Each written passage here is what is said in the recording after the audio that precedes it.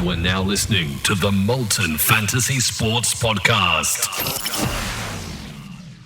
G'day guys, on today's show, we've got one of the biggest shows of the year, let's face it. It's Team List Tuesday. So we're going to be talking through all 16 team lists in this episode. Plenty to talk about.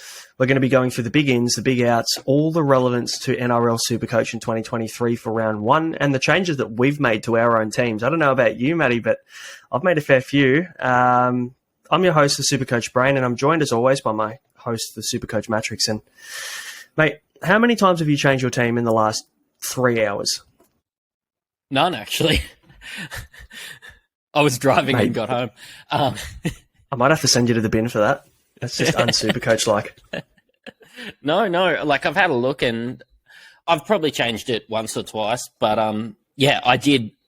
I'd planned around some changes and I didn't get thrown as many spanners as probably you did after unpacking our team list last night. So, yeah, just the one spanner. It was a pretty big one, though.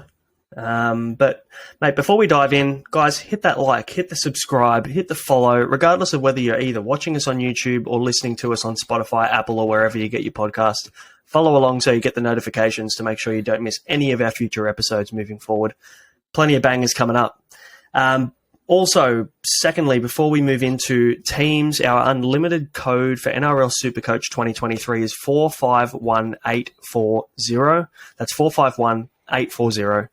Go in the running to win a Supercoach ring. Hop on the podcast at the end of the year. Tell us all your secrets. Tell us how you did it. Talk through all your tactics and get known in the community. And lastly, before we dive in, comment below. Let us know what changes that you have made in the last couple of hours since the teams dropped, because there's plenty of chat to be had, I think, over the next, let's say, hour and a bit as we cover all 16 teams, because there's a lot going on, Matty. I'm pretty excited to dive in. Yeah, me too. I'm just excited for footy to be back. That's the real thing to unpack. Yeah, look, tomorrow I'll have a candlelit dinner with my wife, and then I'll see her again on Monday. You mean October? Yeah, that's what I mean. Yeah, Monday the 3rd of October. Mate, let's dive in. Let's dive into the first talking point here. Thursday the 2nd of March, first game of the year. Actually a pretty good game. We've got Parramatta Eels versus Melbourne Storm. Yeah, it's going to be a cracker. I'm pretty excited to watch this one. I'm excited to watch, honestly, I'd watch the Dragons versus the Dolphins at the moment. But, Eels and the Storm to start. I still probably wouldn't watch Dolphins. There might be a hockey game or something on. Yeah, I'm sure that curling. I'm sure that the Washington Wizards are playing a replay on Fox Sports or something like that at 8 p.m. Yeah, you can follow us for our curling podcast later. So, good shout, mate. What we'll do with these, we're not going to go through 1 to 17. We've got extended benches, mate. We'll be talking about 400 players by the time we get to the end of it. So the way we'll structure these podcasts for Team List Tuesday, we'll talk about all the relative talking points when we're talking about NRL Supercoach, because let's face it, this is a fantasy sports podcast. So we'll go through all the talking points from Supercoach level, anything that needs kind of ins and outs, the changes, and then we'll just continue to fly through these teams. So we're not going to name them 1 to 17, but mate, Parramatta Eels, there's a bit going on. It's a party in the second row. Yeah. I think we can jump straight to the second row because everything is as expected in the first, probably 8 there. Unless we want to mention the fact that there is no backup hooker on the bench and Josh Hodgson could be in for 80. Yeah, he could be. Yeah, well, it looks like he has to be, really. I don't know whether there's going to be anybody. I mean, we look at the bench at Joram Momasia, Jack Murchie, Greg, and Makahesi Makatoa. Like, I don't know whether any of them can jump into hooker. So Josh Hodgson locked in for 80. That's going to be a test for him. But it's for not me, something. there's just too much uncertainty. I expected. No, not at all. And I mean, look at his price. I can understand why people would probably jump in and go, "Ooh, that's enticing." But there's way too many good options at hooker this year for you to waste a spot on a Josh Hodgson. It's Tanner Boyd price, and Josh Hodgson will not be goal kicking. And also, we need to remember Mitch Rain is on the extended bench. So, you know what these coaches do? They'll name, and it's round one, they don't really care what they name their team. They've got 25 spots or whatever it is. So, it wouldn't surprise me if Mitch Rain came in on this bench as a bit of a utility hooker if Josh Hodgson wasn't feeling 100%. Yeah. In the second row, when we've got Cartwright and Matt Doorey. I didn't see Cartwright getting a spot, did you? No, not at all. A bit of a smoky, this one. I mean, he had a broken jaw through the preseason, so didn't play any preseason games, which is a concern for me.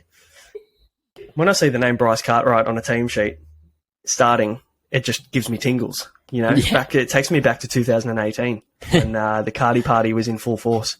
So I can understand why people would be looking at him and be very tempted, but we need to remember that Sean Lane could honestly be back in 2 to 3 weeks.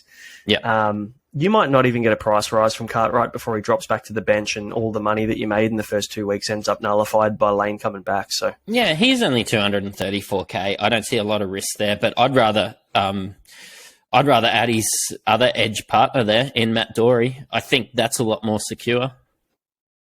Do you think it's just due to the fact that Madison is out for the first 3 rounds? You know, you pretty much secured that price rise at least once. Yeah, they were bringing. Yeah, I think at least we're going to get that. Bryce Cartwright, Sean Lane, Matto. I think that they might use Matto as a bit of a utility, whether that'll affect Hopgood. I think Hopgood is very, very good at football from what I've seen. And I think that he will secure that spot. Yeah, I'm not really sure where they're going to go from there, but Matto's going to come into the team. He's going to play minutes. Sean Lane, I heard it might be 5 weeks away, but if it is 3 or 4, Cartwright drops out. I think that they leave Murchie on the bench. Maybe Cartwright drops out of the team completely at his age. Yeah, I'd say that's probably the logical choice there, but it just depends. It just depends how he goes in the first couple of rounds. He might show prime Cardi. You just don't know. I think Dory's a lot better chance of playing 80 minutes than Cartwright is. Yeah, I agree with that. Looking at their bench. I mean, Murchie will come in on an edge. Does he come in on Cartwright's edge, or does he come in on Dory's edge? That's the question, really. I see Dory being the 80-minute player based on the fact that Cartwright hasn't had a lot of football under his belt, a lot of match fitness under his belt the last couple of years. So Dory is my pick out of the two. Yeah, I wonder if when Lane or Matto comes back, maybe Cartwright drops out of the team completely. And then when they're both back, maybe Dory's the 60, Dory's not going to be the 80-minute guy then. But we're going to get some price rises out of it before then. And, we're going to open the Dory. Speaking of price rises, William Warbrick is named on the wing. So he's got a wing spot. He'll likely be on the... it just depends. I mean, he probably ends up on the left wing, doesn't he? Xavier Coates preferred right winger from memory. Yep. So Warbrick on the left wing, teams love to go right to left, don't they? It's very exciting. Warbrick's in my team. He's an absolute lock for me. I think he's a must. Yeah, and Rugby Sevens looked really good in the trials. Injuries to Olam has opened the door. Now 37% owned, bottom dollar. I love going bottom dollar in centre wing, and Warbrick might have the best name in the comp. Sorry, Viliami Fafita. Yeah, built like a Warbrick shithouse, I think. Yeah. Well, mate. Let's talk about the edges at Melbourne Storm, because that's pretty relevant there. I mean, they haven't made too many other changes aside from what we were expecting from these guys, but Eliesa Katoa and Trent Liera have got the edges, the second row to start. Do they play 80? Yeah, looking at the bench? That's a big question. I think one of them will play 80, and I think we're going to have to flip the coin. It just depends, whether... Obviously, Katoa is a lot more damaging, whether they want to save him and use him, how dynamic he is, play him in lesser minutes for more impact. And Loera just plods along, plays his natural game. I'm curious to see. Katoa's had to work his way into my team. I would have liked to have a look first, but I think TLT's forced my hand. So you're saying that Katoa's in your team at the moment? Katoa's in my team at the moment. Oof. Saucy. Love it. So you did make a change? Yeah. I reckon that was longer than 3 hours ago. Yeah, okay. Actually, it's been 4.5 hours since the team's dropped, so fair call. Yeah. One last point here with the Eels before we move on is Bailey Simonson named on the wing. So their back line is at 100%. So they've got Sevo and Simonson on the wings. You've got Penasini and Wonga Blake. Now, it was actually looking like Simonson would probably miss the first 3 to 4 weeks of the season. That's not the case. So we're getting a look at their full strength back line here. So that's a really interesting one for Parramatta because I wouldn't have picked that. I would have thought that either a Hayes Dunster or I know Sean Russell's suspended for the first round. Hayes Dunster potentially comes in there. I wasn't actually thinking that Wonga Blake was coming back already yet from I think it was a fractured arm or broken arm through the preseason. So Simonson could be worth a look at 394. He's only 1% owned. Could be a bit of a pod. I like him maybe more than a Perham or someone. Yeah, I'm not looking at him really. I like many more players than Perham. Yeah, but I don't think he's a look for me. I think so. Like they love going right to left. We know Parramatta are just going to force the Micah Sevo side. So you're looking at Sevo or nobody there in that back line. Focusing on how wrong we were about Isaiah Katoa, we definitely weren't wrong about Jack Howarth. 16% owned and nowhere to be seen. Yeah, and that should probably drop to 0%. But let's face it, there will be people that have probably set their team up maybe a month ago and haven't touched it and won't change it. So he'll sit in 5% of teams for some reason. But he's not going to play. He won't play. Not a chance. We haven't seen him in the trials. That was the ultimate test to see whether Bellyache was going to play him, and he hasn't. So that's not going to happen. Young Tona Mapea over. There was a bit of chat that Grant Anderson was going to earn that spot. It's good areas. Grant Anderson on the extended bench. We'll see what happens there. But at the moment, it's looking like young Tona Mapea's got it. So. And there's no Munster at fullback. I expected that. But there's definitely no Munster at fullback. I think we could see it if they lose 3 games in a row or something. But for now, Nick Meaney, 640, goal kicker in a really good team. Absolutely, mate. Let's move on. Friday night, 6 p.m. We've got a game at Sky Stadium in Wellington, so not about smart. But we've got the Warriors versus the Knights. Mate, this should be a shit show. There should be a fair bit going on here, Supercoach-wise, because there probably could be a lot of points scored in this game. Yeah, I think it's 5 o'clock in Queensland, so I missed the first half, which I'm okay with. Yeah, we've got Chance Nickel-Klokstad, who's named at fullback, as expected. We thought he would line up at fullback, and I think that probably solidifies a lot of the choices in people are making in the centre wing with him. Is he in your team? No, not in mine. So I'll talk about the change I made. It's a pretty big one, but everybody would have noticed, I'm sure, last night that I added Greg Marju into my team, and he did not get named. So that's a big one. No Marju. Hymel Hunt named on the wing for the Newcastle Knights. It looks like they're going for a bit of a more defensive-focused centre and wing. It looks like Marju probably... And there's no injury there, so Marju just wasn't selected. He's not even on the reserves. Gone with Hymel Hunt and Anari Tuala.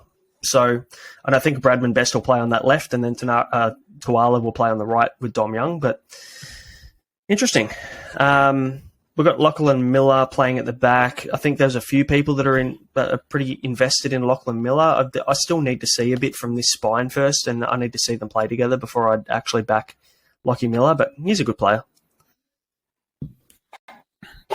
Jackson Ford is the one that I'm interested in. So he's actually got the starting gig over Josh Curran, which I'm really surprised about. I mean, we said it the other day when we thought, this could potentially happen, because that's what happened in the second trial for New Zealand, is that they went with Jackson Ford over Josh Curran, which, are they looking for impact from Curran on the bench? I'd say you'd have to be, because Curran is a better footballer, more experience, pretty solid Supercoach player too. So, mate, I'd lie if I said I'm not looking at Jackson Ford. He's a really good option at the moment. I'm just very uncertain about what this bench looks like with Bunty Afoa. You've got Josh Curran, and you've also got Tom Ale. Yeah, there's 3 forwards there that could easily just come in. Jackson Ford takes the sting out of the game and gets the meat and potatoes kind of stats, and then shifts back to the bench and plays probably 40 minutes for the game. So. Bit of risk there, but he's not paying. He doesn't cost much. I'm going to have a look first. I would have been a bit more confident in Murata Niakore's minutes if Curran was starting beside him. I don't really see Jackson Ford taking too many minutes off him, but we'll just have to wait and see, I think, with this.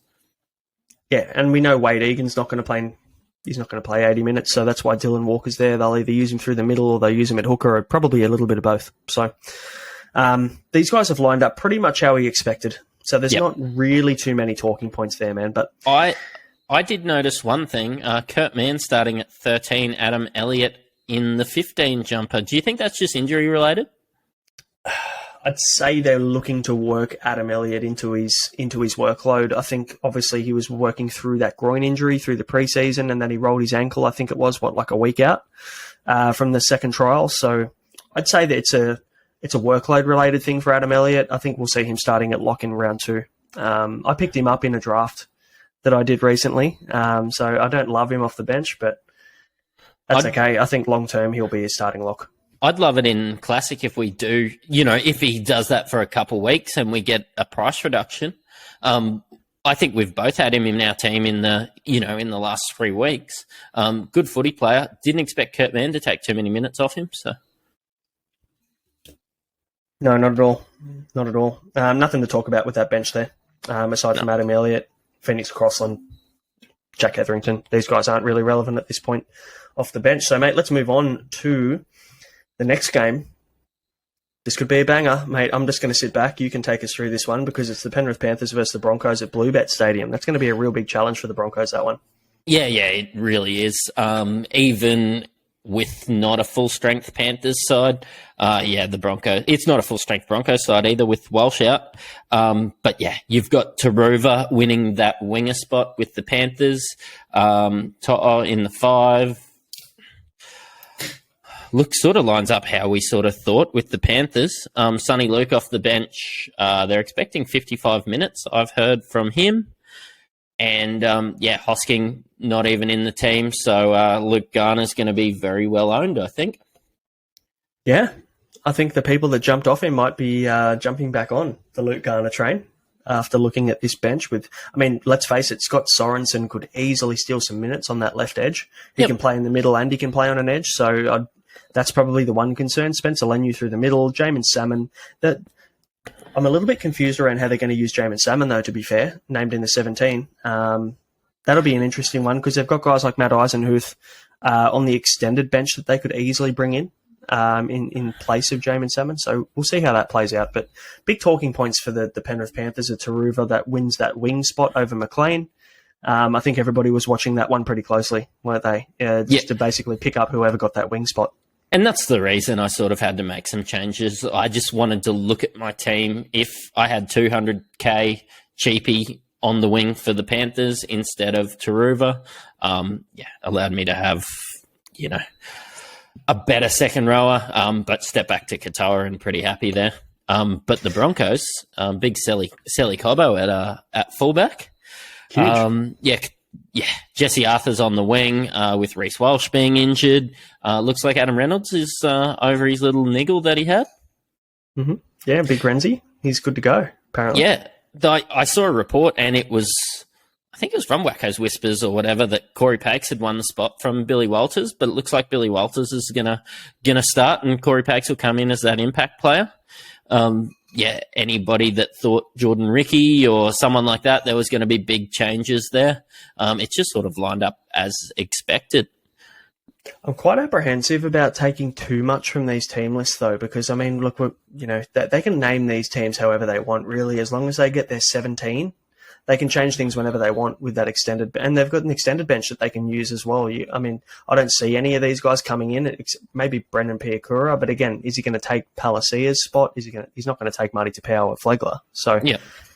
But they could easily switch Pakes and Walters there as well. That's a really big bench for the Broncos. I thought Flegler would start, but maybe he's a bit out of favour with the news that he's going across town. So. I think that's the truth with Corey Jensen. Why are you going to start? If you got a guy that's level pegging or relatively even in position, you're going to play the guy that's committed to the club versus the guy that hasn't. So that makes sense, mate. Mitch Kenny and Sonny Luke. We saw that playing out that way. You mentioned 55 minutes for Sonny Luke. I'd be stoked if he got 55 minutes because then he's a genuine option for us. He scores at about a point a minute. Really good attacking upside. Mitch Kenny takes a sting out of the game, and then Sonny Luke comes in and rips him up through the ruck. That could be quite a close watch, and I'll be watching very closely on Sonny Luke to see how he goes. Not only because I have him in a draft, but because I think he could be a genuine classic option. Yeah, they did that last year, bringing Appy off the bench towards the end of the year, and they had a lot of success with it. So everybody that thought Sonny was going to get that spot, don't be disheartened by seeing Mitch Kenny starting. For sure. Anything else to say on this Panthers versus Broncos game, mate? It seems like they lined up relatively similar to what we thought, aside from Jesse Arthurs, who's come in on the wing. But again, that's because Reece Walsh is out and then Selwyn Cobbo shifted to the back. Yeah, I think it's probably pretty important just to note maybe who we're looking at in our teams. I've got Taruva, I've got To'o, I've of course got Cleary. I've had big looks at Patrick Carrigan and a few guys like that, but no real Broncos in my team really. So no Luke Garner for me. I've been looking at Isaac Tungo, and I tell you what, I'm very tempted to take him over To'o to start the season, which sounds pretty insane, but I'm looking for a pod. And I feel like Tungo could match it with To'o this year and probably even outdo him based on the structure of what Penrith Panthers attack looks like. You know what? I think I'd look harder if To'o was was more owned. He's only 19% owned, which, I don't really consider a big antipod. I consider where Luke Garner's owned to be an antipod. But yeah, To'o, I actually expected him to be in a lot more teams. So actually, Luke Garner's only 14% owned now. He was like 30% at one stage. It's crazy how many people follow the crowd, isn't it? I mean, He went up as quick as he went down. So Paddy Carrigan is a guy I looked at as well, mate. I know you're a big Paddy Carrigan fan, so am I. Just gets his work done. Have you looked at him at all? Yeah, I think he'd be a massive luxury to have in your team. I think he'd be quite like having Payne Haas or somebody in years past. You're paying up for start. Not going to expect a massive uptick. He might hit 700K. But I think you're going to get what's advertised on the box, and I think you're going to get a lot of points. I do see a bit of an uptick for him this year. But yeah, it's hard to pay up with so many good 400K options where you can bolster in somewhere where maybe you can make 200K. I don't think you're going to make that out of Paddy Carrigan. Yeah, not much upside, but pretty solid. Really low floor, high floor. So, mate, let's move on. First Saturday game, 3 p.m. is Manly Sea Eagles versus the Bulldogs over at Four Pines Park in Manly. Just got to go over the bridge for the boys from Belmore. So, bit to talk about here. I know obviously they've lined up very similar to what we thought. Cooper John starting at the 6 in replace of Josh Schuster. The back line looks exactly the same as what we expected. Jake Turbo and Sean Keppie have done that swap from prop to lock, as we expected they did and as we saw in that second trial. Does that make you look at either of these guys? I would love to have Gerbo in my team. Of course, Keppie's a lot easier to slot in at 270K, and I will be looking at getting Keppie in my team. I didn't have him. I was waiting to see what they're going to do. I heard maybe 5 days ago that maybe that was just something that they tried out for the trial. But I love Gerbo at prop for Supercoach and for footy in general. And when a 270K guy starts for a quality team like the Sea Eagles, you got to look at him, hey? I think Gerbo averaged like between 65 and 70 for about 3 or 4 years straight in Supercoach. The guy was just a workhorse in Supercoach. He just accumulated points like no other player. He was a lock and load. He was one of the guys you picked at the start of the season. You didn't touch him. You just rode the whole year with him. I reckon he could probably get back to Supercoach relevance at prop this year because I think he's going to be not required to do as much ball playing out the back. He was a bit of a link man, I think, at lock. Whereas I feel like now he's going to get down and dirty. He's going to make a lot more runs. He's going to get that arm free and look for that offload for that quick. He's going to get the quick play the balls and stuff. So I think Gerbo could be a great option. 520K, it's a shame he's probably 6% owned. 50K overpriced for me. Yeah, like I look at it and I open up my Supercoach and I was like, yes, let's find a way to get Gerbo in there. And are you going to drop Christian Welch? Probably not. Are you going to downgrade Stefano? Probably not. You've got nowhere to go with a bloke like Davy or anyone like that. Like, yeah, you don't. Gerbo was 450K. Oh, I would probably play him over Welch. It's just the price. The extra 60K you can do some good things with. And I have managed to squeeze my salary cap dry with the change that I've made in the last couple of hours. So Sean Keppie, though, he's in for me. I don't know about you, but 277,000 dual position front row, second row. God, that's juicy for Supercoach. I'm all over Sean Keppie if he keeps that starting lock roll. Yeah, I have to shuffle if I'm going to get Moali up to Keppie, and it's going to mean Trent Loiera instead of Katoa. I don't love that either, but I do love the upside in Keppie. Stay Here's posted. a fun fact, mate. Keep this in mind if you're making that decision. Trent Loiera, 2 years ago, played a few games and he played 80 minutes and averaged 50 in base. Yeah, right. So he's no chump. He's not bad. He's only 4% owned too. Katoa, big upside. I think big attacking upside, but probably when you're looking for base stats and something a little bit more reliable, Liero could be your guy. So worth thinking about. I'm not even sure I'd need to play that guy with how many I think Hopgood's going to get. So yeah, fair call. Let's keep unpacking it. Let's go, mate. The bench makeup for Manly is bizarre. They've got KO Weeks, who, don't get me wrong, very, very talented footballer. Then they've got Benny Trbojevic as well. How are they going to use him? Are they going to use him on an edge? I don't see them using him in the middle at all. So they're going to be relying on Josh Aloiai off the bench as their only middle forward. I wonder if they just didn't have a utility and they've just sort of added Burbo in there. The KO Weeks should be that guy. Yeah, because okay. KO Weeks is probably going to be playing either 5'8", halfback, fullback, really. It's just a weird bench makeup. I honestly would not be surprised if this changes before the game on Saturday. So, when we look at their reserve bench, we've got Morgan Harper there. Gordon Chen Tong will play as a backup hooker or utility if he comes onto the bench. I thought Sipley would be in there, but... That was exactly what I was about to say. I feel like Sipley could easily be this guy that slips onto the bench for Ben Trbojevic. So, I don't know. That's one to watch. But yeah, mate, Bulldogs, obviously everybody's been watching them very closely. Paul Alamotti's the guy, really. You've got to have him in your team, don't you? Yep. He looks like a Talakai that's not going to disappoint me. Centre wing, 200k, basement price, starting centre. Thanks for coming. Yep. Hayes Perham, 379k. You're looking at him, even after some poor performances. They didn't move Avarillo across.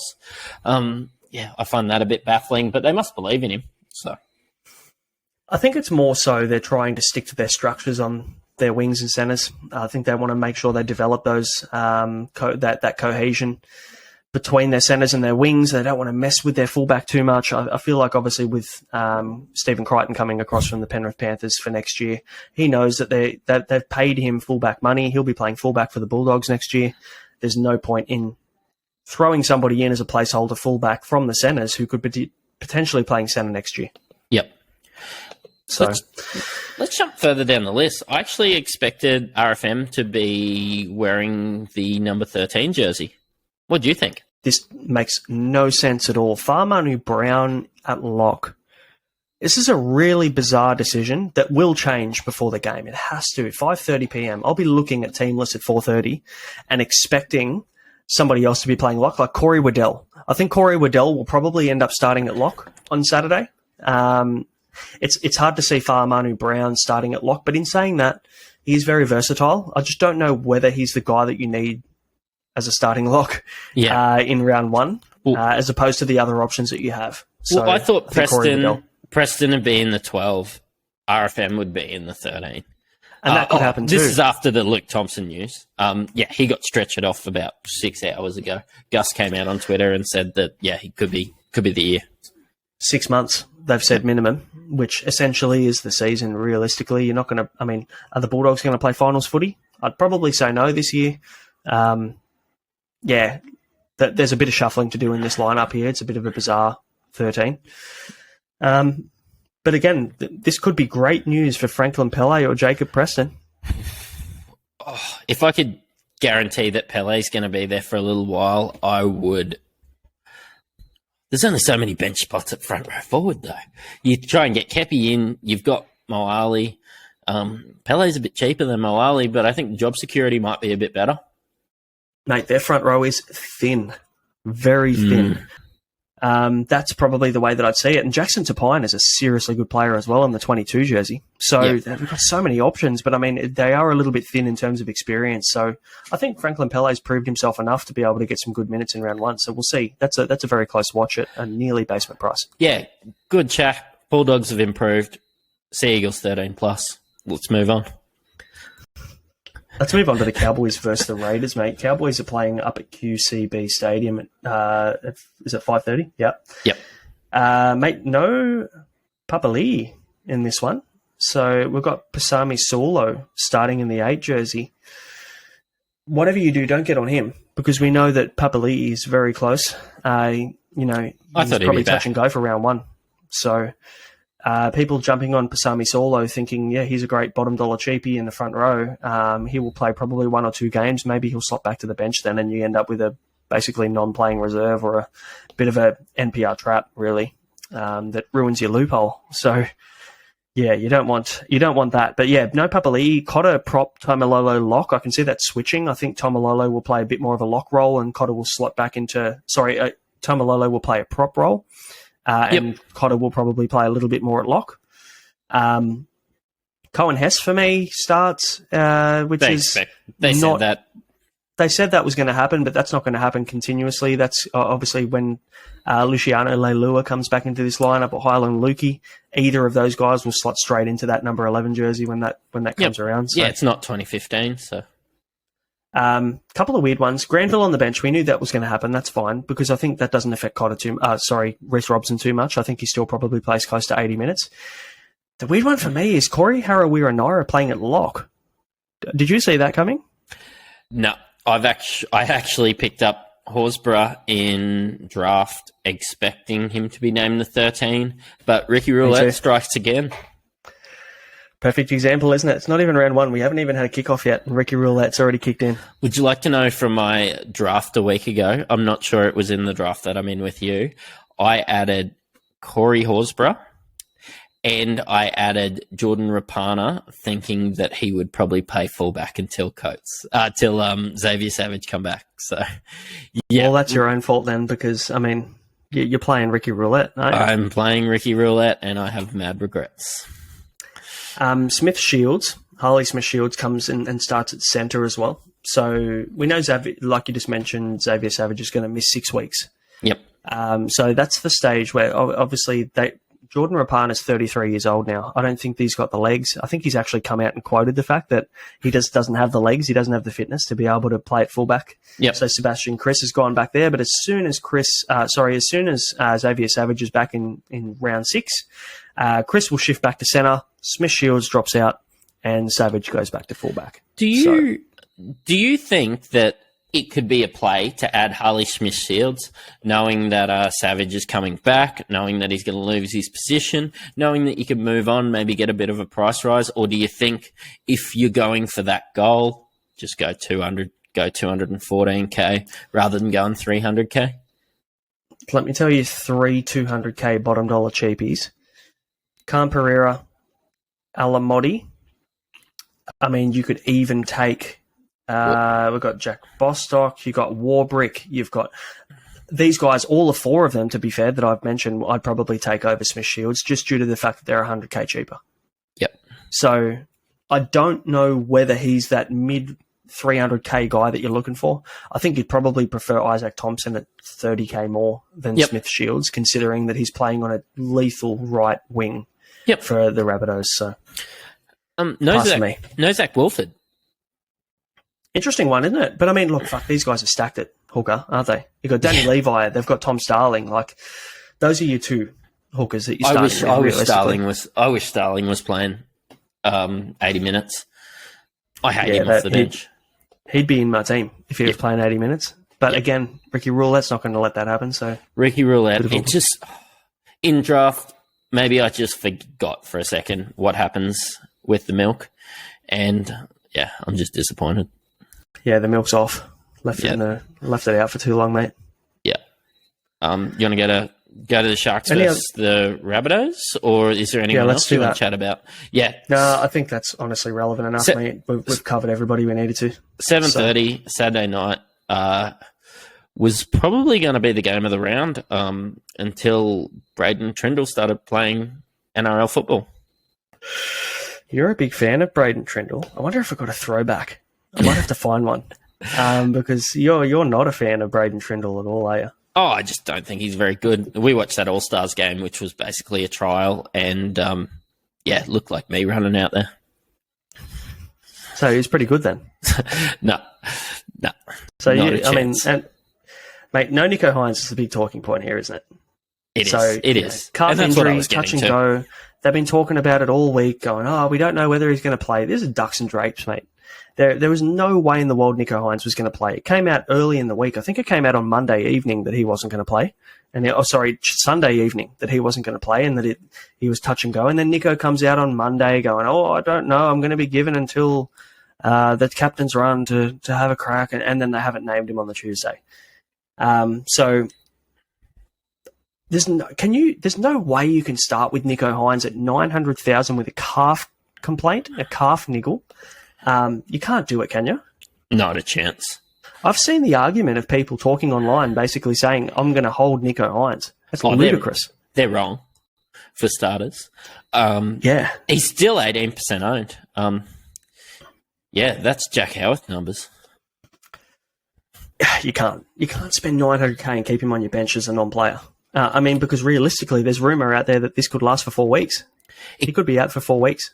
900K is going to be really hard to find. I understand that, and you are going to want him if you're playing head to head. Maybe you think that you can run Cleary, sit him off on the bench, play Tanner Boyd at hooker or something. But I just want to tell you, you can bolster your team elsewhere. You'll get some price rises if he's out for 4 weeks. If he's out for 4 weeks and misses those first 3 games, Sharks could be 0-3. But I'm going to be getting Nico in at his price tag. I'm going to just find a way.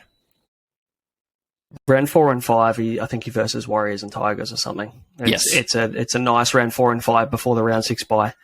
What would be the perfect world for us would be that he has the first 4 weeks off, comes back a bit slow, doesn't find his feet, struggles a little bit, goes and has a bye round 6, and then we can pick him up in round 7, and then you just hold him for the year. Even if you pick him up round 8, let his price drop. If he has a couple of slow rounds, he comes back in round 4. I don't think with the guys he's playing, they're gonna be slow rounds though. I know there's a bye that could help him. When I'm talking a slow round though, Matty, I'd call a slow round a 60, or a 70. For Nico Hines, mate, I'd be stoked with a 70 because I think he's priced at an 86 average. So you can easily make 50 grand by him having a slow 70 to start the season. Yep. And that's important in centre wing and those positions that you're looking to work up to players. Possibly a couple players playing on the wing for this Sharks team. They're all a premium price, these centres and wingers. But yeah, I think everybody's going to have a Sharks centre or winger at some stage this year. Don't you think? Is it going to be Talakai, you reckon? I hope not. I can't wait for he's going to tease us, mate. He is going to tempt me, and maybe if Wade Graham breaks a leg, I'll add Talakai. Yeah, fair call. I like it. I don't mind that shout. Teague Wilton, though, another big talking point. He's got that left edge role, and we knew that that's what was going to happen leading into this team list. But that's a lot of relevance at 490,000. Yeah, is he in your team? No, he's not anymore. He was last night.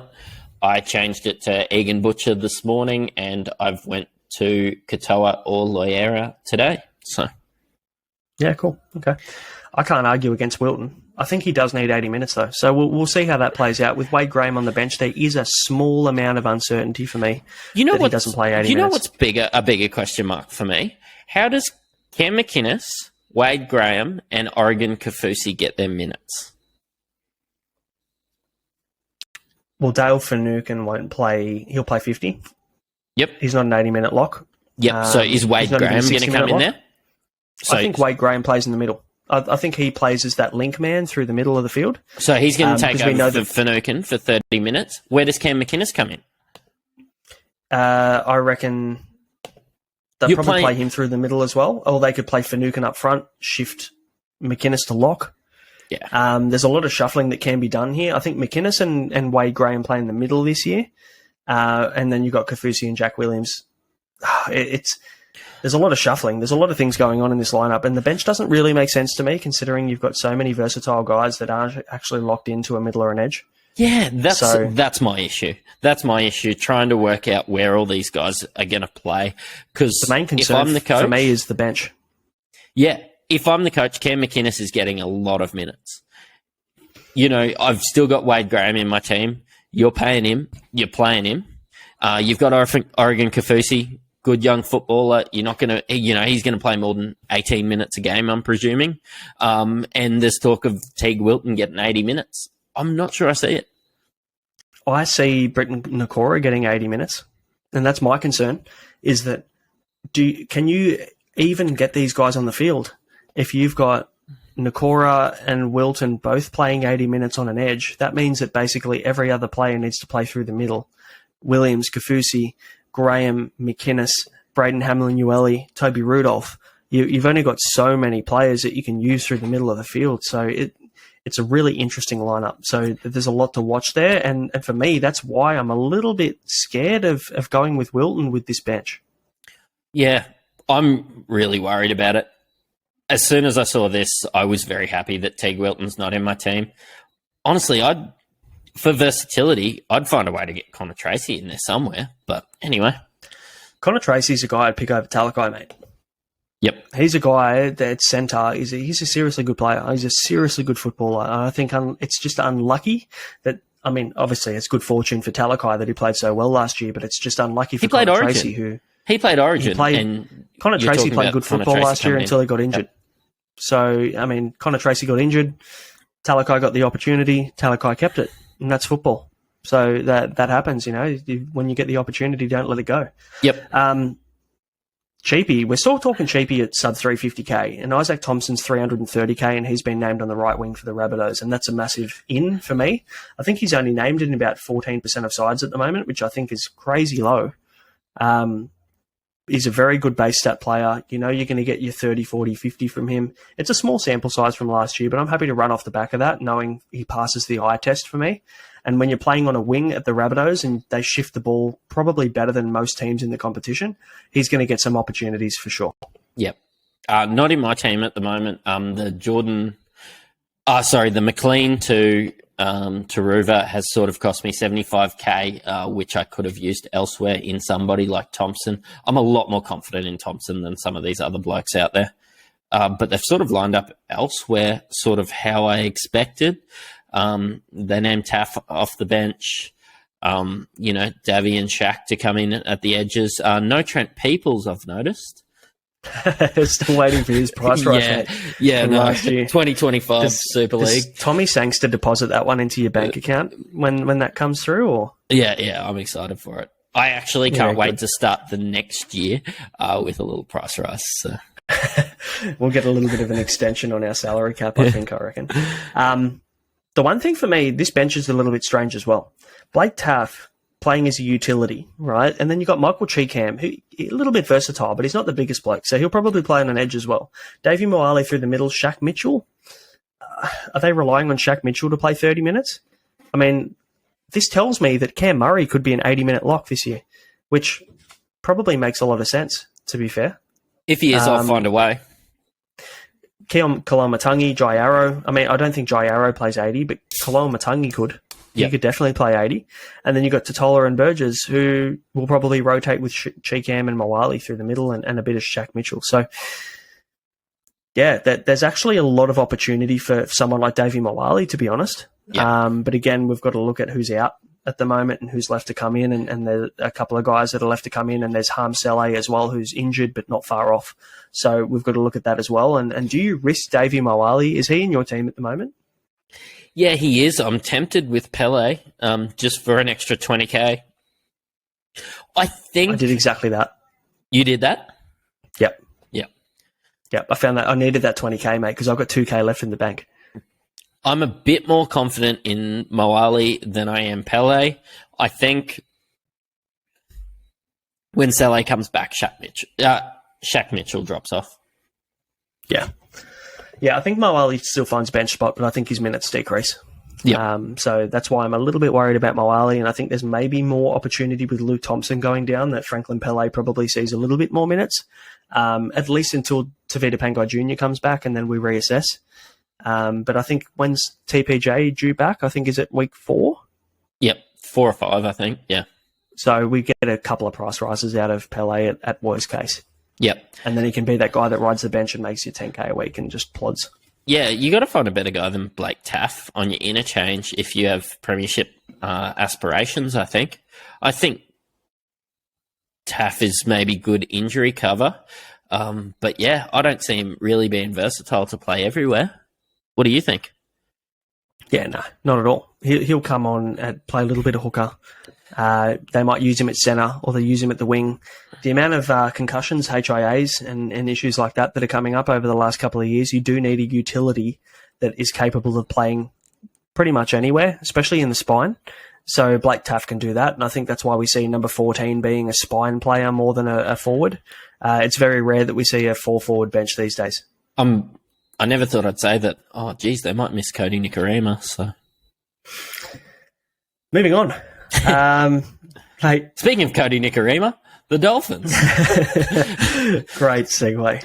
Love that. Speaking of teams who have no premiership aspirations, the Dolphins' pretty much only relevance is Isaiah Katoa, and we called that one really well. So go back and listen to the last episode that we did on our team reveal, where we both basically talked about the fact that Isaiah Katoa was garbage and that he wasn't going to be playing. I didn't call him garbage. I didn't call him garbage. I just didn't think Wayne would allow him to play. But yeah, here we are. I did read another article today that it had come down to attitude and effort at training, which I thought that Milford would be looking to revive his career, but I suppose he gets paid regardless. So, hey, here we are. Yep. It's sad. Hammer watch. I loved Canberra. I love Canberra Milford. Yeah. But I think that's where his career ended, to be honest. Yeah, which is quite sad. It ended in 2015, let's be honest. Yeah. But I'm excited for Isaiah Katoa. Good player. He's not in my team. Basement price, Supercoach. He's not in your team. No. Okay. I was quite settled on my team, apart from the fact that I moved Burton out for Ponga last minute.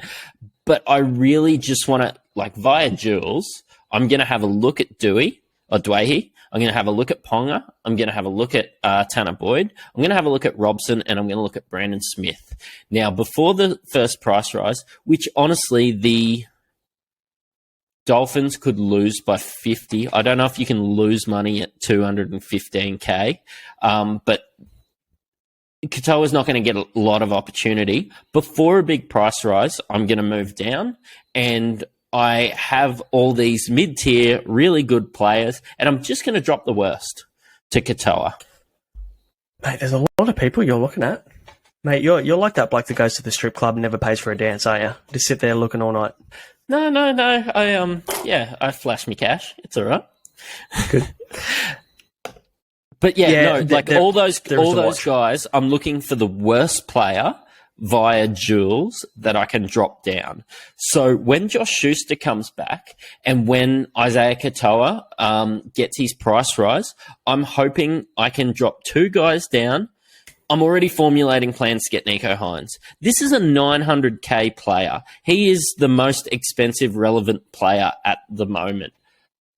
I have made a plan to have points at the moment, get points from day dot. I'm going to drop 2 guys, and I'm going to have the money for Nico Hines. Yeah, that's why I only went down to Sam Walker, and I didn't go any further. I didn't think about having Tanner Boyd down there and going real cheap at hooker or anything. Like, I want to make sure that I have a jump in price that is small enough for me to make with a downgrade. Yeah. I think that my mindset is I know I need to get Nico Hines. It's a matter of when. And I need to be able to make sure I can downgrade one player and upgrade Sam Walker straight to Nico Hines without having to make any extra trades or waste a boost or anything like that. So that's a really good point you make. Yeah, just keeping some options up, because I tell you what, if Sam Walker comes out and averages 75, it's going to be a very hard trade. Yeah, it will be. I mean, I'm still happy to do that. I mean, Nico Hines could average 100 for the year. Yep. So, but having a look, Isaiah Katoa, yeah, he's the guy that you could use as that downgrade. Schuster's the guy you could use as that downgrade. I think there's merit to not go with every single good cheapie because you can use them then. If a player or a pod or something or a mid-range or a premium pod fails, you've got that easy downgrade option to one of those good guys before the price rise. Yeah, and I think I'm going to play all those 4 halves while we're waiting for a price rise for Katoa.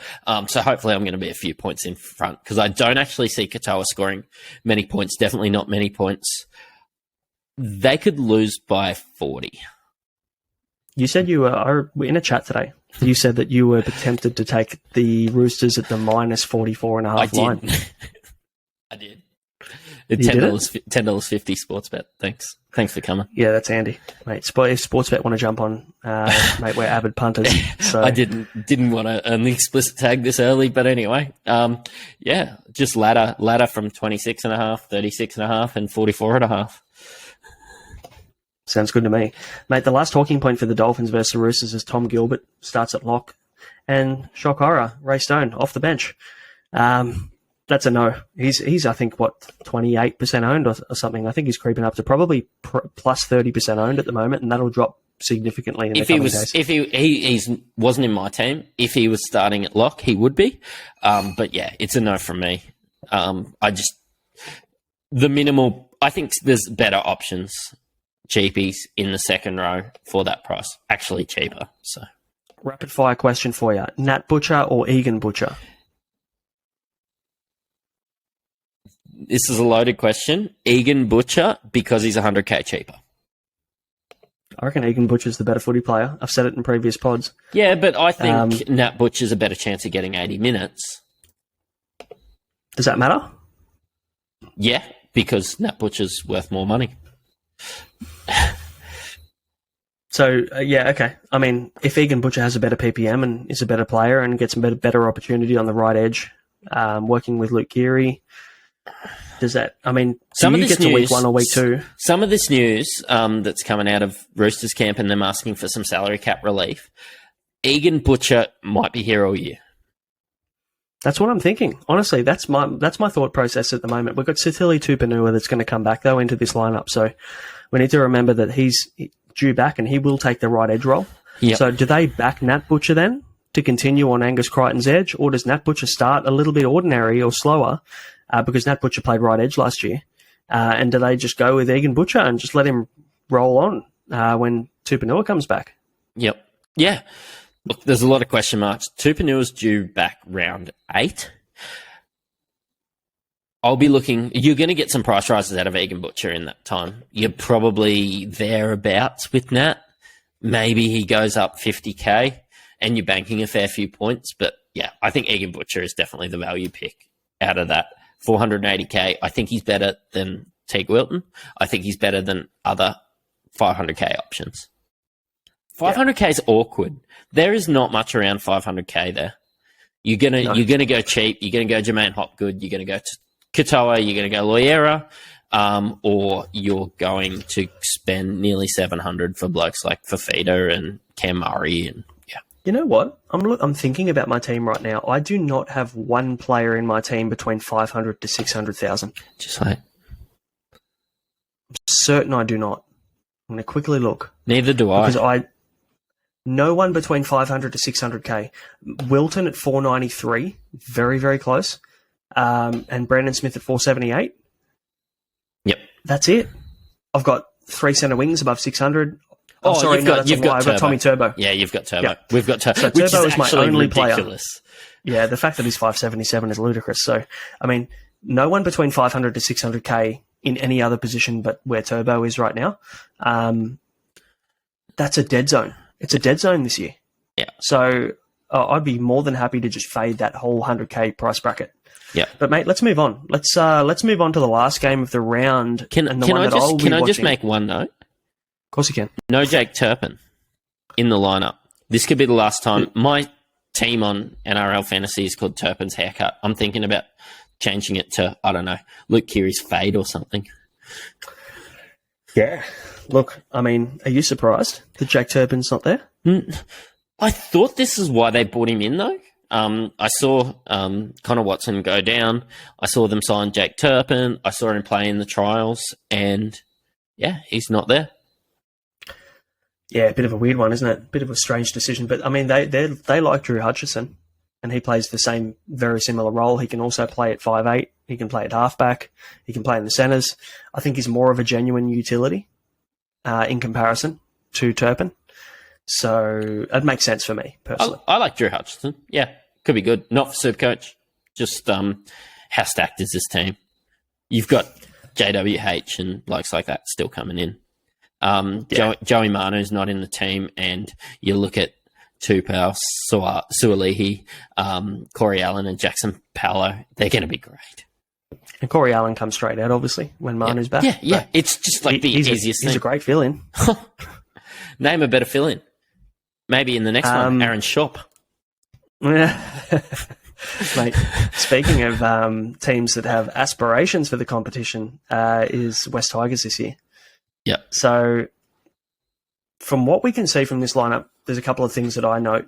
Charlie Staines on the wing is an interesting one. Obviously, with Ken Mamalo out injured, that's a pretty easy slot in, I guess. But there were a couple of options. Junior Tupou was knocking the door down for that last wing spot. It looks like Staines has won that race. Does he hold it? Does he keep it? Do you look at him or consider him at 370,000 dual position fullback centre wing? I've had him in my team, and just from what I saw, no. I thought he might have given Dane Laurie a bit of a run for his money, but Dane Laurie's looked pretty good. I think he's meat and potatoes. I think when the Tigers have championships aspirations, there will be a different fullback in there. But, yeah, no, it's fine for Charlie Staines just to be sitting on the wing. So I never want to write off a left winger. Nofaluma will be on the right wing. I don't want to write off a left winger. In saying that, 370,000 is a really awkward price. High 300s. I'd rather look at an Isaac Thompson in a better team who will get more ball and has better base stats than a Charlie Staines. So Sean Blaw also starting on the right edge. No John Bateman is the big talking point here. This talking might be a few weeks away. No.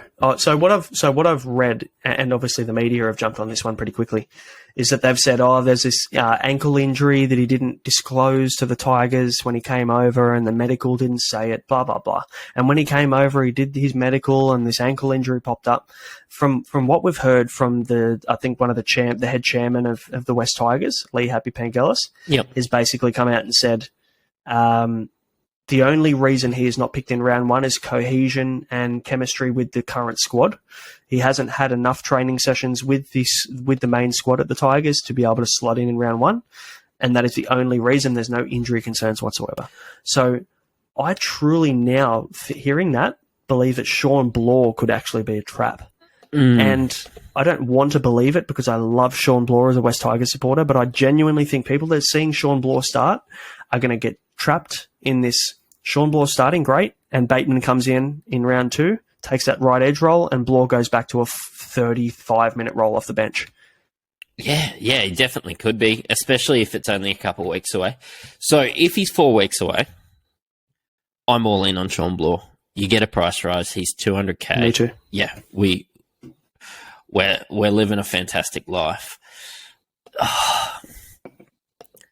Yeah, I'm just not sure what to do. Team list Tuesday didn't help us. There's a couple of really tough decisions to make at that bottom dollar cheapie realm in the 2RF. Do you take Sean Blaw? Do you take Matt Doorey? Do you take Bryce Cartwright? Do you take... off the top of my head, I can't think of any. Those are the three that I'd probably look at. Those three guys around that price range. Yep. It's tough. It's challenging. And then you got Kepi at 277 is your next jump, and that's a 40K jump. And usually people don't have 40K to play with around that price range. Yeah, and I don't really want to play a front row, a lock, or a guy that's eligible for front row in the second row. But I think Sean Kepi could be the exception this year. I think with Davy, I've had to move him down. Yeah, so Davy and Pele are looking like better options than Sean Blaw. And yeah, put Kepi in your second row. He's a second rower anyway. It gives you a bit of flexibility around the place. I don't hate it. Yeah, I'm watching that very closely, and I'll have to make a decision on who that 230k cheapie is going to be in my team. So that's going to be a pretty bit tricky one, but I'm very hesitant about Sean Blaw, knowing that Bateman could be a week away. Mate, who isn't a week away and who's starting in round one on the bench as the fastest player on the Titans roster is Khan Pereira. Yeah. Lock and load. Hold. Enjoy the ride. Should be 100% owned. Any questions that you had about blokes like Philip Sammy and Shop? I think Sammy was a bit injured, and I think I said on a previous podcast that he's somebody that might take his position. He's there. Everybody's back. He's going to be there for the long haul, I think. He's there all year. Yep. I called him Cheapie of the Year in our last pod. Yep. I still believe it. I still think it's going to happen. I think he could push 600k. He'll make you 400. You hold him on your bench and you play him in favourable matchups, knowing that the Titans are a good scoring team. So that's the way I see Alafiana Khan Pereira playing out, mate. But Isaac Liu, you called it. You said This guy might be an option. He was just smoky, wasn't he, in our Titans podcast? Yeah, and he's only 390k. He's a super pod. He's 1% owned. I'm going to have a look at him for Classic. I did pick him up in a few drafts with the last pick, and could be a play. I don't actually hate it, but look, to be honest, I've got David Fafita in my team at the moment. I'm hesitant about having too many Titans players in my roster, knowing how hot and cold they are. Yeah, but fair. I can understand the logic behind it, but the thing is there's a lot of other better options in the second row that are either cheaper than him or probably going to exceed his points. Yeah, I just thought 390k, 1.1. When you do a whole show on the Titans, you can't only say 4 names. So yeah, you've got to throw someone out there. Aaron Clark's probably going to take a lot of minutes. I think that he'll be really good. Whether he plays them at Jaden Campbell and Aaron Clark, like Aaron Clark's Jaden Campbell, I'm presuming, is going to come in and play a little bit of the 9. Aaron Clark's going to come in at 13. You've got Chris Randall with a niggling injury. Where does he fit in? I don't know if they would have. Speaking of teams that bought people that they're not going to use, like Chris Randall, there's got to be a spot in there somewhere. Probably a bit better in defense than Sam Verrills. But Campbell's a weird one. Jaden Campbell's a weird one to play at utility. Do they move? Okay, so they've got a few different options here. Do they move AJ Brimson into the halves or something and give Tanner Boyd a rest? I mean, does Kieran Foran not play 80 minutes or something? Like it's really weird. You wouldn't use Jaden Campbell at 9. I don't think you would. I think Sam Verrills could easily play 80. I don't see why they would bring a guy in that doesn't play hooker and is a renowned fullback to go and play a random 14 utility position at a position he doesn't play. Are they just trying to keep him happy? Like honestly, I don't know what it is. I don't know what it is, and that's what's going to go wrong for the Titans this year, I think, is that they've just got guys playing out of position. Oh, I think there's going to be more than that goes wrong for the Titans, but that's probably the tip of the iceberg, really, and then obviously it goes from there. But yeah, a bit going on, mate. The one person I want to talk about, and the guy that I brought into my team, David Nofaluma. You're kidding. Is in my team. I'm not kidding. I managed to... So I had Greg Marju, like I mentioned at the start of the episode, thinking that he was going to get that starting spot at the Newcastle Knights on that left wing. Now, that hasn't happened, and that allowed me to have a little bit of extra cash. Now, I didn't have much cash in the bank, but what I've done is I've gone from David Mawali down to Franklin Pele, seeing all of what's going on and seeing Luke Thompson go down at Bulldogs training. I feel like Pele might get extended opportunity there. And then I've managed to be able to find the cash plus $2,000 in my bank to go from Marju up to Norfoluma. And that's my pod option. I'm probably a orange-eyed Tigers supporter. Yeah, I was just going to... Can you just take your shades off for a second, your orange shades? Let's look back. If you look back a couple of years to David Nofaluma in Supercoach, he was one of the best. Actually, I think there was a year that he was the best centre wing in the competition. So I'm not upset about taking him. I think he's going to have a pretty solid year this year. I think he's going to have a better year than he had in previous years. When we look back, let's have a look. 2020, he averaged 75.7 at centre wing. He was the second best, sorry, not the best. He was the second best in the competition. So then he had a steep drop at 53 and 57 the last 2 years because the Tigers have been absolutely rank. Yep. So when the guy scores points, he averaged 65 in 2019, 75 in 2020. And we weren't exactly good then either. Yep. I'm hoping this is a team that he wants to play for, and he's going to, it's those early hit-ups on the first tackle and the second tackle where he gets his points. And I've runs back out of his own end. Yeah, and he hasn't really been doing that. Yeah, if he can be doing that, it could be a big play. I'm a bit scared of the price tag. Like, if he was $5.50, I'd be all over it. I'm looking for points here, I think. You've got to get to a point where you don't continuously look for cash opportunities. I think we need to look for points on the scoreboard. And for me, it's not a point. It's not a score. It's not a cash opportunity for me. It's a point scoring opportunity. So 2 days ago when we did our centre wing podcast, and you said, let's go with one premium centre wing and then all the rest cheapies. Is it 3? 3. Come at me. 3 centre wing premiums. But you know what? I've been thinking about this the last couple of days since we did that centre wing pod. And you know what? The 2 guys that were filling in those positions that I didn't have as premiums, I did not feel confident about. Yep. I didn't feel confident about Chance Nickel-Clockstad. I didn't feel 100% confident about Isaac Thompson.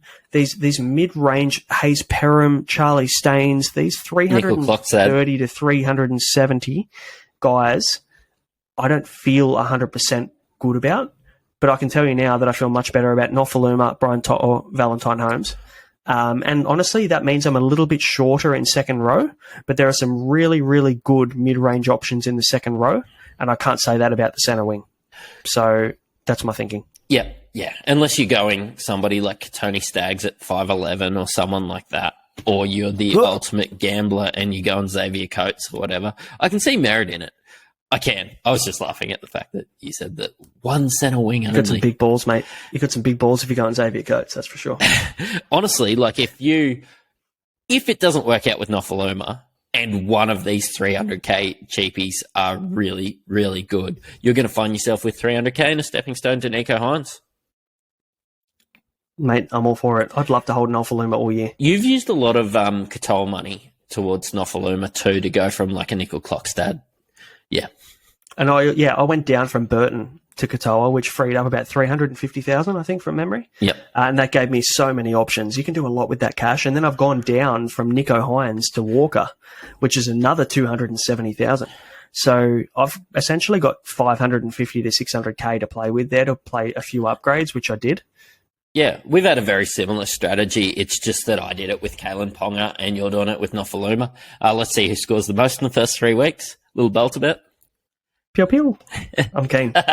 Little Bolter bet. All right, so let's go. I'm keen for a Bolter bet. We'll go Nofaluma versus Ponga. Who scores more in the first 3 rounds? Let's do it. Lock it in, Eddie. All right. Sweet. Mate, what changes have you made to your squad quickly before we wrap up? Changes that I have made. So I've had to get Taruva from McLean.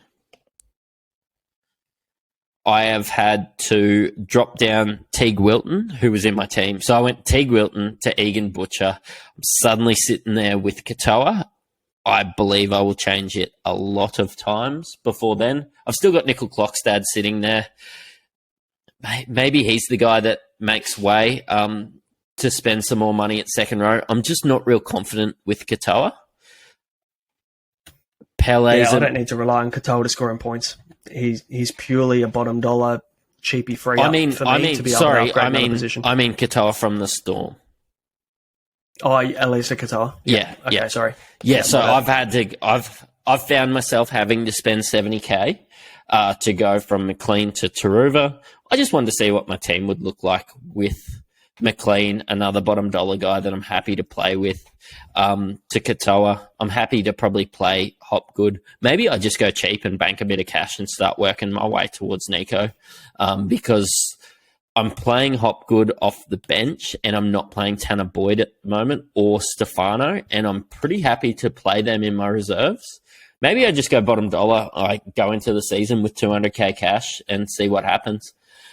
There's also merit to holding some cash in your bank, knowing that Nico Hines is going to be back and you're going to need that cash to be able to go up to him. I don't know you're going to lose a lot of points between Hopgood and Katoa. Look, that 111k is nullified by the fact that Hopgood's so good. Yeah, I agree with that for sure. I think he's worth more than 111k in difference. Yeah. So I'm with you on that. Mate, we've changed a little bit and there's been a lot that's happened tonight, but that pretty much brings us to the end of our first team list Tuesday for round one. I'm sure we're going to be making a lot of changes, mate. Your inbox is going to be flooded from me sending you about 6 or 7 different teams over the next 2 days. So enjoy that. But mate, as we move forward, we'll move into the Sunday roast on Sunday evening. That'll come out live on YouTube, on Spotify, on Apple Podcasts every single Monday. We'll talk through the week that has gone, the Supercoach news, and all things NRL. I'm pretty excited, so make sure to tune into that one. Every trade I'm going to make, I'm going to post on Twitter at SC_Matrix, and I reckon you'll do the same. So get on Twitter, even if you just add in a couple, you'll get the notification of when we make a trade, our thoughts behind it, and I'm sure after a couple skewies watching some of these games, I'll have something outrageous to say. So. Yeah, a couple bolters, mate, and I'm pretty active on Twitter. So you can follow me at Brain_FS. And also follow the Molten Fantasy Sports Twitter at Molten FS. So obviously all of our notifications when we've gone live and when we've done podcast episodes and when they're going up on YouTube are there. So make sure to follow us on there, put the notifications on. Hit subscribe if you're watching us on YouTube. Follow if you're on Spotify or Apple. We've got NBA coming as well with Matty Garrett, lead fantasy analyst for the Molten Fantasy Sports podcast, is very exciting. And also the AFL boys, Mickey Dell, Rob Kennedy, Justin Herbie, those guys are doing a great job over there as well. And I think there's a couple of weeks, correct me if I'm wrong, until the AFL starts. I think it's the following week from NRL usually. So, yeah, I think it might be even a couple of weeks this week. So we've got a bit more time to get our teams together for AFL. As an AFL noob myself, the boys have actually helped me put my team together. Go the Lions. I'm feeling pretty good, mate. The orange team, they're going to not come last this year. Nice. Neither are the Tigers, I hope. The other orange team. Let's hope. It's funny I go for 2 orange teams, isn't it? Must be Greater Western Sydney or something. Yeah, actually your beard looks a bit orange too. So. It is, but that's genetic. I can't really help that, can I? That's not a choice. Thanks for listening, guys. We'll see you on the Sunday roast. That'll go live on Monday evening. And until then, good luck for round one. Plenty happening. Hopefully everybody has a good round one, but not as good as us. And we will see you on Monday. Happy Teamless Tuesday. Bye.